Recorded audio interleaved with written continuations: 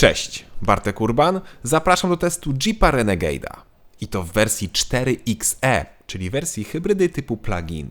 Wersji, która tak naprawdę poza drugą klapką wlewu paliwa nie różni się niczym od zwykłego Renegade'a.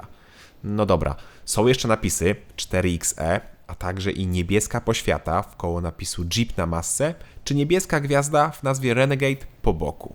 Ale to są szczegóły, które dostrzegą nieliczni. Wszyscy jednak zwrócą uwagę na sympatyczny wygląd Renegade'a. Ma taki pudełkowo-zabawkowy kształt, co mi akurat przypadło do gustu. No kurczę, ma swój styl i charakter i to mi się podoba. Nie sposób też go pomylić z innym autem, ale też jednoznacznie wiemy, że jest to Jeep po tym przednim grillu. Tak powinno być.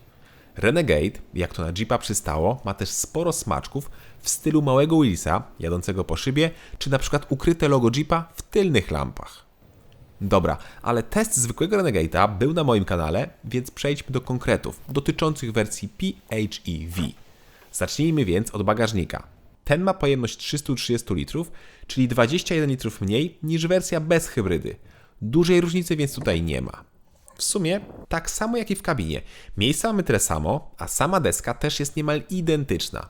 Niemal, bo mamy m.in. inne zegary, które mają dodatkowe wskazania dotyczące mocy, ładowania, a także i pokazują poziom akumulatorów, a na komputerze pokładowym możemy też pokazać zużycie prądu. Na tunelu środkowym znajdziemy też przyciski od rekuperacji akumulatorów, a obok pokrętła od terenowych trybów jazdy mamy przyciski od trybu samochodu, hybrydowy, elektryczny oraz e-save, czyli możemy zablokować zużycie prądu w akumulatorach lub wymusić naładowanie akumulatorów za pomocą silnika spalinowego. No wiecie, jakbyście potrzebowali wjechać do strefy bezemisyjnej, której w Polsce chyba jeszcze nie ma, i akurat nie mielibyście już prądu, to włączamy tą funkcję i po jakimś czasie nasze akumulatory nieco się podładują. Trwa to oczywiście długo, a nasze spalanie paliwa rośnie niemal dwukrotnie, więc jest to absolutną głupotą, bo zużywamy więcej, kopcimy więcej w koło miasta, tylko po to, żeby w środku miasta być bezemisyjnym i to przez chwilę, bo zaraz nam się ten prąd skończy. I to jest niestety funkcja niemal w każdej hybrydzie typu plug-in.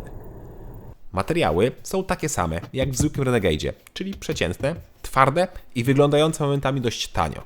Na szczęście są nieźle spasowane i nie ma piano black. To znaczy tutaj na tunelu środkowym jest trochę błyszczącego plastiku, ale nie jest on czarny, więc aż tak nie widać kurzu i rys. Dobra, to zapraszam pod maskę. Renegade 4XE, czyli ten hybrydowy plug-in, może występować w dwóch wersjach silnikowych. W sumie to w dwóch wersjach mocowych, bo silnik spalinowy mamy ten sam, czyli benzynowe 1.3 turbo, 4 cylindry o mocy 130 lub 180 koni. Do obu wariantów mamy ten sam silnik elektryczny o mocy 60 koni, czyli razem mamy 190 lub aż 240 koni. Tak, tym razem moc się sumuje, ale pewnie dlatego, że mamy tutaj jakiś taki dodatkowy generator lub mały silnik elektryczny, którym producent się nie chwali. I wtedy ten dodatkowy silnik ma pewnie około 20-30 koni i stąd moce się sumują. Ja do testów mam mocniejszy wariant, czyli ten 240-konny. Tak całość brzmi.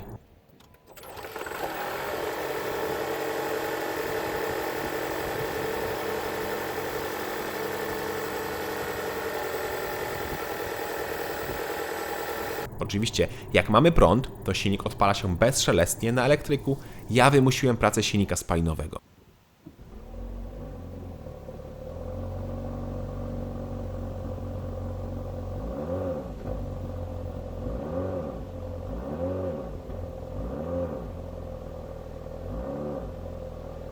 Szkoda też jakości nagrania tego wydechu, bo ten naprawdę na żywo ładnie i naturalnie brzmi.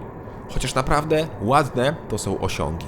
Katalogowo Renegade o mocy 240 koni robi setkę w czasie 7,1 sekundy, a ja to oczywiście zweryfikowałem.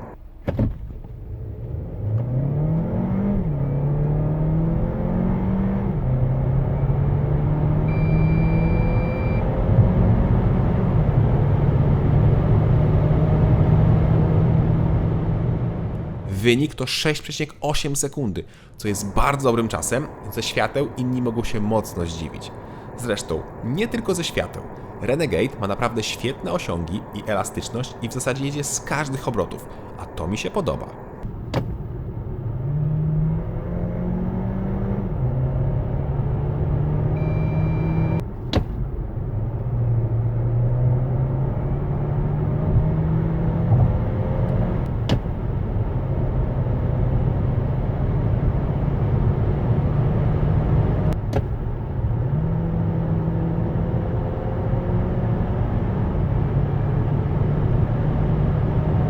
co ważne, te osiągi są świetne nawet jak nie mamy prądu, a raczej jak tego prądu mamy mało, bo auto prawie zawsze ma minimum 2-3% baterii. Sytuacje, kiedy miałem 0%, to było jak auto postało całą noc na zewnątrz i faktycznie po nocce pokazało mi 0%, ale po dosłownie kilku minutach silnik spalinowy oraz rekuperacja z hamulców doładowała do tych 2-3%. Więcej z jazdy, no niestety ciężko jest doładować, ale mówię, nie wpływa to na osiągi i auto zawsze jest bardzo zrywne. I to nawet skrzynia nie ma jakiegoś dużego opóźnienia, za to duży plus. A skrzynia to klasyczny automat o 6 przełożeniach. No dobra, to pomówmy o bateriach. Te mają pojemność 11,4 kWh, ale użyteczna pojemność to 9,1. I to według producenta powinno wystarczyć na przejechanie 43-44 km na samym prądzie. Pewnie się da, ale nie jak używamy grzania czy klimatyzacji, bo ja nie potrafiłem zrobić więcej niż 35 km.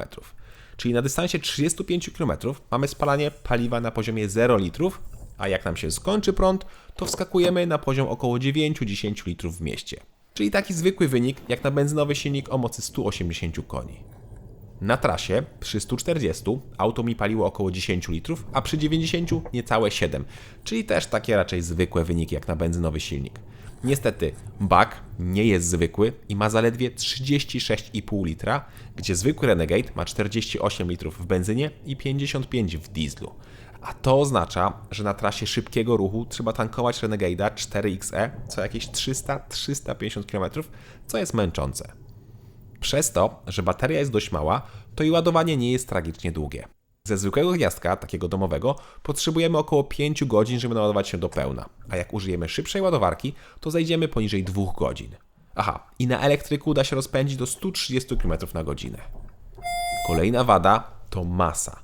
Auto waży 1770 kg, czyli jest o 340 kg cięższe od wersji z samym benzynowym silnikiem 1.3 turbo. Aż 340 kg. I to czuć. Czuć na zakrętach, ale i czuć w terenie, gdzie auto zdecydowanie szybciej osiada na miękkim podłożu. Ale to nie jedyny problem w terenie.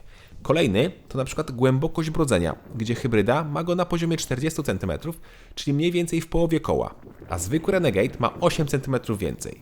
No ale powiedzmy, że to nie jest aż tak duża różnica. Różnica jest w napędzie, chociaż tutaj stało się coś dziwnego.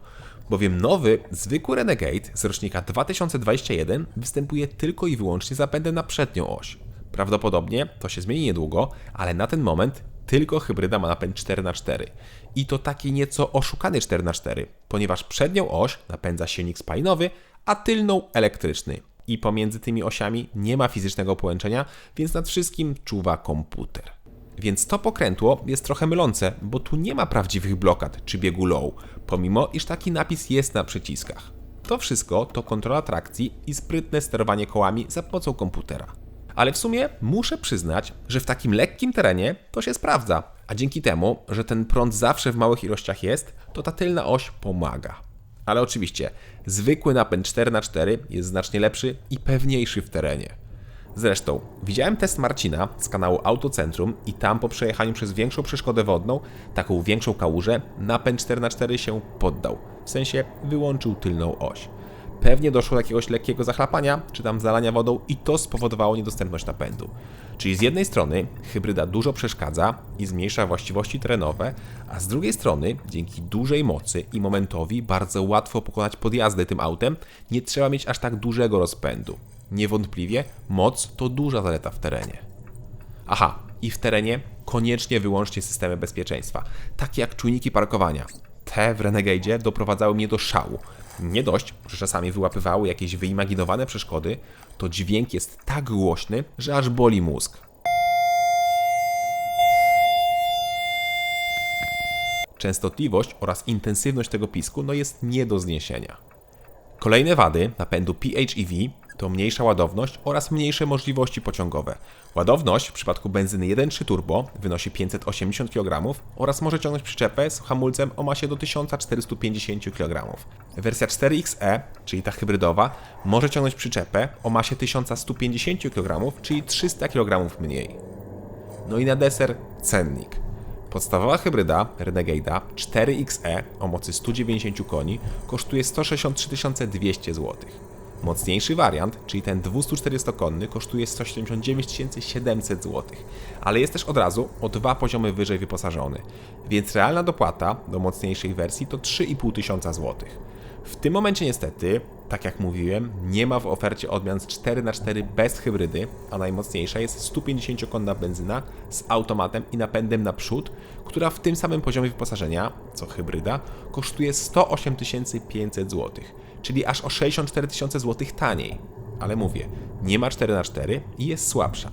Na szczęście na stronie wciąż jest cennik rocznika 2020 i tam wersja z tym samym wyposażeniem Limited z 4x4 z automatem i z tym samym silnikiem kosztuje 120 000 zł. Patrząc na wzrost cen cennika 2021 do 2020, to pewnie dziś taki model kosztowałby około 5000 zł więcej, więc załóżmy, że cena to 125 000 zł. Różnica w cenie więc to 48 000 zł, czyli hybryda się kompletnie nie opłaca. Nie dość, że płacimy niemal 50 000 zł więcej, to dostajemy gorsze właściwości terenowe, gorsze właściwości jezdne, gorszą ładowność, gorsze możliwości pociągowe, mniejszy bak paliwa oraz mniejszy bagażnik. I to wszystko w imię tego, żeby przez 40 km pojechać na samym prądzie, który to znowu obecnie też jest drogi, więc nie wiem, czy nawet to się opłaca. Oczywiście pomijam fotowoltaikę, czy ładowanie samochodu w pracy, czy tam w galerii handlowej. Jeśli chcecie Renegade'a, to kupcie go, bo to naprawdę fajny samochód, ładny, czuć w nim prawdziwego Jeepa i w odmianach Trailhawk potrafi naprawdę dużo w terenie. Po prostu, moim zdaniem, nie kupujcie hybrydy, bo to nie ma sensu. I w sumie to podsumowanie tyczy się większości odmian PHEV. To się po prostu nie opłaca i moim zdaniem, nie ma sensu. Sens w tym widzą tylko koncerny, bo dzięki takim hybrydom mogą obniżyć emisję dwutlenku węgla i mówić, że są eko. Cześć!